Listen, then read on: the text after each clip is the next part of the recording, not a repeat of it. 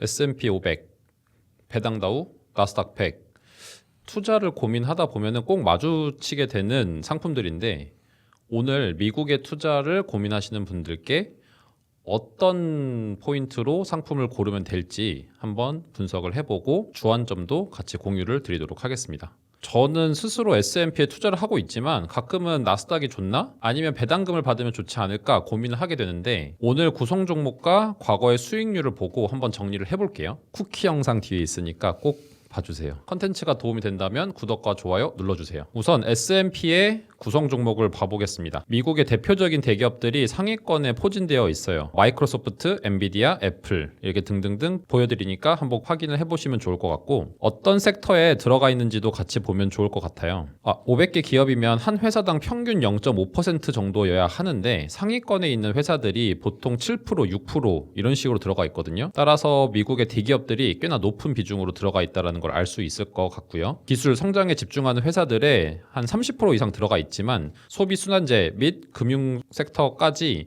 다양하게 투자를 해놔서 안정성은 매우 높을 것 같습니다. 뒤에 있는 배당다우랑 나스닥까지 봤을 때 다양한 분야에 잘 분산을 해놓은 상품은 S&P인 것 같습니다. 두루두루 전 분야에 들어가 있어서 변동성은 생각보다 크지 않을 것으로 보입니다. 네, 두 번째는 이제 배당다우 상품입니다. 이 또한 스탠다드 앤 푸어스에서 발표하는 지수를 활용을 해서 만들어 놓은 상품이고 슈드 같은 경우는 스파이하고는 다르게 금융주가 좀 더 많이 들어가 있고 그리고 의료 분야, 경기 방어주에 좀 비중이 높고요. 기술주의 비중이 상대적으로 매우 낮습니다.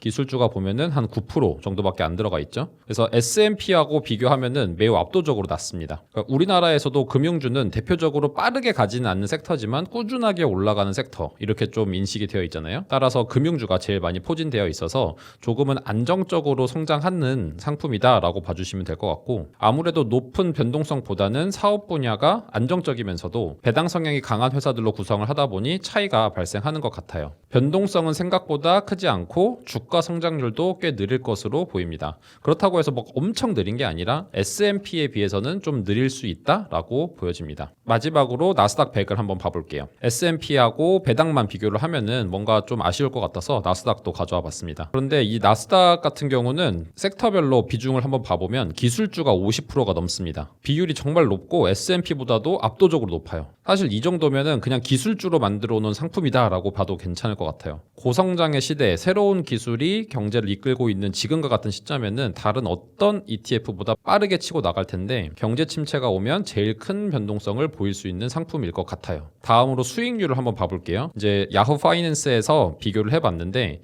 최근 12년 정도 한 데이터를 봐봤고 수익률은 나스닥, S&P, 배당률 순입니다. 변동성도 나스닥, S&P, 배당 이렇게 순서입니다. 변동성은 특별하게 다른 거를 계산해 보기보다는 그래프의 움직임을 보면서 진폭이 어떻게 움직이는지 보기만 하시더라도 변동성이 크다 적다를 파악하실 수 있을 거예요. 사실 이런 식으로 수익률하고 변동성의 순서가 똑같은 게 맞는 거죠. 우리나라가 이런 모습을 안 보여줘서 문제인 건데 변동성이 큰 만큼 높은 수익률도 기대할 수 있는 상황 이렇게 봐야 되는 거고 연간으로 따지면은 나스닥이 19 그리고 스파이, S&P가 12% 그리고 슈드가 10%, 배당다우가 10% 이렇게 볼 수 있습니다. 최근 약 12년간 보면은 22년도부터 23년까지 크게 빠진 구간이 존재하는데 결국에 다 복구를 했거든요.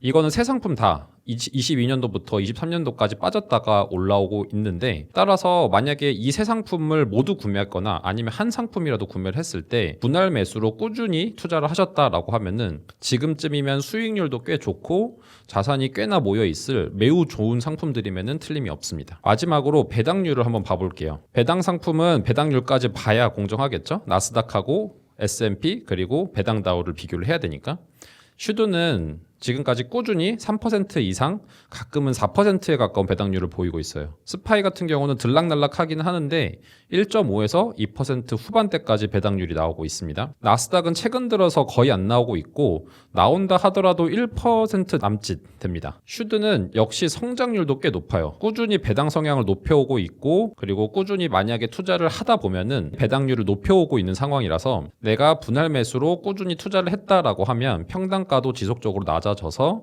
배당률은 계속 상승하는 모습을 보여줄 것 같아요. 나스닥은 오히려 감소하고 있고 오히려 들락날락도 좀 심합니다. 하지만 배당 금액이 워낙 적어서 큰 의미는 없어 보이고요. 기계적으로 더해보면은 수익률을 총 비교를 해보면 슈드는 연간 13에서 14%, S&P도 13에서 14%, 나스닥은 약 19%. 최근에 워낙 치고 나간 면이 있긴 하지만 그래도 나스닥의 수익률이 꽤나 좋아 보입니다. 나스닥은 한 가지 유의를 할 게 최근 들어 기술주가 빠르게 성장하며 나온 수익률이라서 이 부분을 충분히 감안을 해야 할 것 같습니다. 그러면은 이제 마지막으로 종목, 수익률, 배당률까지 다 봤으니까 결론을 말씀을 드릴게요. 사실 어떤 상품이 좋으니까 가입해라 라기보다는 결정의 제일 중요한 요인은 나의 성향인 것 같습니다. 누구한테 추천받지 말고 한번 스스로 곰곰이 생각을 해보셔야 돼요. 나는 변동성을 버틸 수 있는 사람인가? 그리고 나는 어떤 시장이 끌리는가? 큰 변동성이 두렵고 기술주보다는 나는 소비재에 끌려 아니면은 경기 방어주가 좋아 라고 하면은 당연히 슈드를 선택하셔야 되겠죠. 근데 그게 아니라 나는 기술주에도 일부 투자하고 싶고 그런데 좀 안정적이면 좋겠어. 이러면 S&P를 선택을 하셔야 되는 거고 나는 변동성은 충분히 늘릴 수 있어. 그리고 앞으로 기술주가 계속 시장을 치고 나갈 것 같아. 그래서 높은 수익률을 추구할 거야.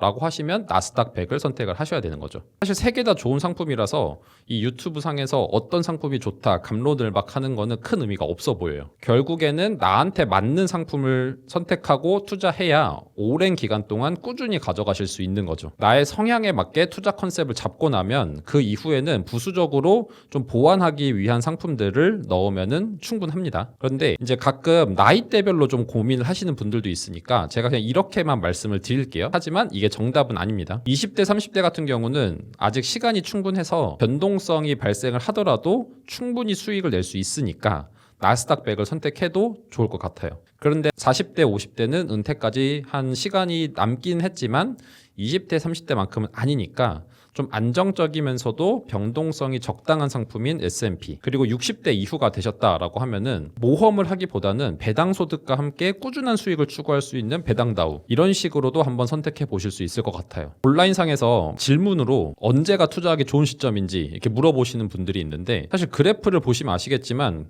고점은 아무도 모릅니다. 갑자기 떨어질 수도 있고 고점이라고 생각했는데 더 치고 갈 수도 있어요. 최근에가 그렇죠. 따라서 몰빵은 절대 하시면 안 되고 안전하게 꾸준히 분할 매수를 하시면 시장을 충분히 쫓아가실 수 있을 겁니다. 분할 적립 매수는 장기간 투자할 때 매우 위력적인데 단기간에 빠르게 수익은 절대 안 날 거예요. 따라서 단타나 아니면 근시일 내에 자금을 쓰실 분이라고 하면 추천드리지는 않겠습니다. 그리고 각 ETF별로 조금 더 구체적인 내용이 궁금하신 분들은 S&P, 배당다우, 나스닥 100 상품들을 모두 다 분석을 해두었으니까 추천 영상을 참고해 주세요. 감사합니다.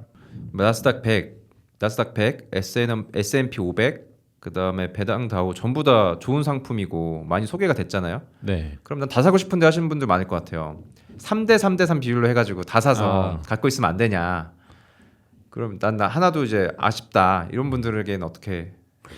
사실 그렇게 하셔도 돼요. 근데 저는 개인적으로 추천드리고 싶지 않은 이유가 항상 제가 제프한테도 말씀드리지만 이 세 상품은 다 상관계수가 높은 상품들이잖아요. 슈드랑 나스닥만 조금 상품 구성이 다를 수 있고 스파이는 진짜 슈드랑 나스닥을 적절히 섞어놓은 상품이라고 볼 수 있거든요.